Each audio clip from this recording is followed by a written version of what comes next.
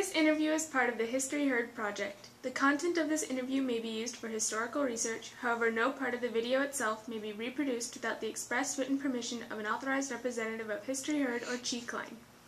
Today is August 5th, 2010 at 2 p.m. This is an interview with Tran Klein in Bradenton, Florida. She was born January 15th, 1970 in Vietnam. You were 5 years old when you and your family fled Vietnam in 1975.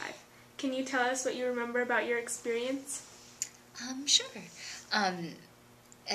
What happened was that my father was in the South Vietnamese Army, so he stayed behind, and my mother came over with me with my younger sister, and then she was pregnant at the time, and we left with my paternal grandmother and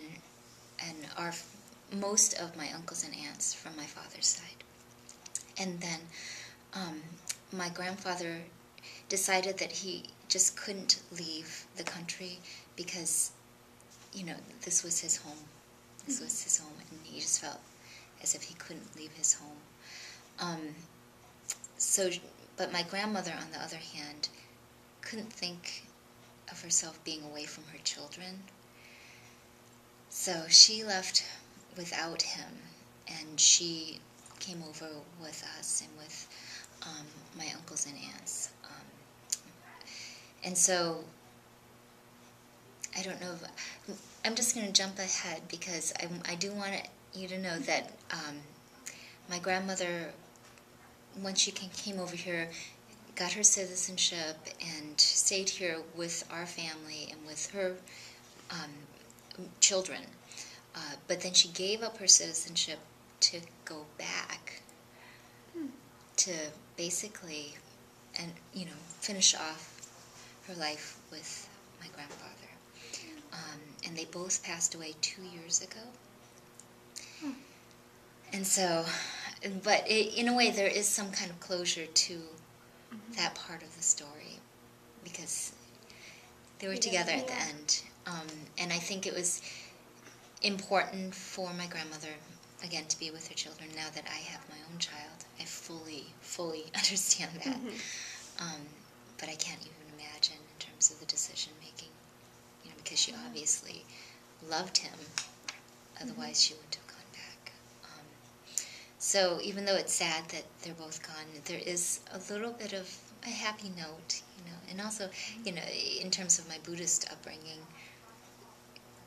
life doesn't really end, right? And so, so that was a nice little. I don't know if it's nice, but it's closure. So my grandmother and we all came over here. My earliest memories were, again, in going up through the building which looks like the embassy. When I see in pictures, I don't know if it was. As I've mentioned before, my parents never spoke about our leaving. Once we got here, they never spoke to the kids about it. They basically protected us as much as possible. They did talk about memories, any memories that we had. They did tell us funny stories about being in Vietnam, about our family, but they never talked about the actual leaving. That was grown-ups talk. That's like we would hear inklings during dinner time when the kids were playing somewhere else. Kids would be playing, and then we'd come back to the dinner table, and then the parents would be talking about something, and then they'd stop. And so it's just an interesting way. And as an adult, as an adult right now, this is when I'm starting to fill in the gaps, because my father and my mother are opening up more now that I myself am an adult, which I'm sure you'll understand. After you graduate college, you'll have the same experience or something similar. But in the meantime, and again, I'm jumping around because there are so many threads to a life, that it's just one thing leads to another, and one tangent leads to another. So we were up in the MC. My earliest memories were really needing to go to the bathroom, and it was dark. I think I had mentioned this before, but I just really needed to go to the bathroom. And of course, I was young, I was 5, and potty trained at that point. And basically, I just remember how strange it was for my mom to say, just basically go where you are, because we had to be quiet. We had to stay there. It was dark. It was a dark corridor. We always felt safe. At least I felt safe. I don't know about my younger sister. She was 3 at the time, 2 or 3 at the time. So I can't remember exactly, but she was 2 or 3 at the time. So she was still pretty young. So I don't think she remembers as much.